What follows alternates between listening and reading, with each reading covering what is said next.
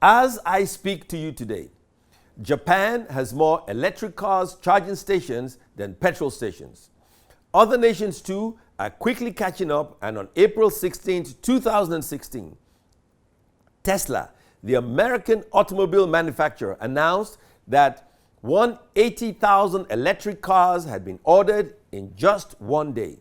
In 2007, the US bought 20 million cubic feet of gas from Nigeria in just 1 month. And in 2016, that amount has fallen to absolutely zero. And for the first time in 40 years, the United States of America now sells crude oil to other nations that used to buy our oil. Now they are competing with us as sellers of the product. If we keep on depending on oil, our future will not be very bright. Right now, we are obviously not prepared for a future without oil. We have one of the fastest growing populations in the world, and our economy is not growing to keep up with our population. Last year, we had a population growth rate of 4%. In the period, our economic growth rate slowed down to below 4%. We need to diversify our revenue base, and we need to do it now. In view of the bleak future of our major foreign exchange earner, I was surprised to hear a Minister of Finance say that Nigeria continues to borrow to pay salaries. At this point, we should start cutting our coat according to our cloth. Don't get me wrong, there is nothing wrong with borrowing. But if we do take loans from foreign nations, we must spend it on developing Nigeria so that our people can be more productive. It does not matter whether it is Jonathan or Buhari's administration. It is irresponsible to borrow to pay salaries.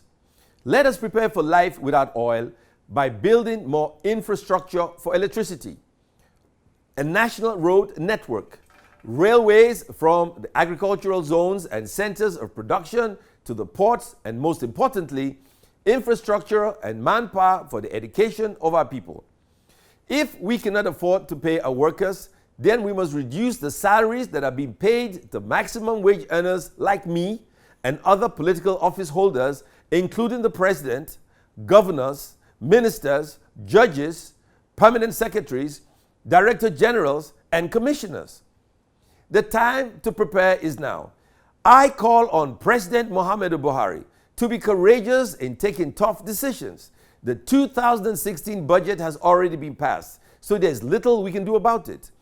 Preparations for the 2017 budget must start right now.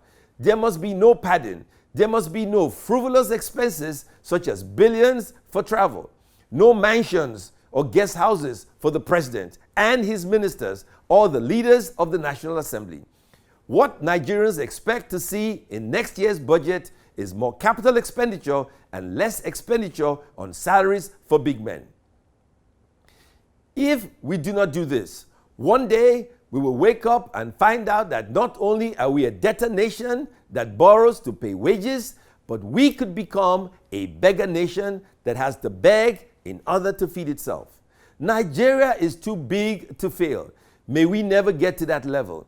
If we must prevent that from happening tomorrow, we must take corrective action today. My name is Ben Murray Bruce, and I just want to make common sense.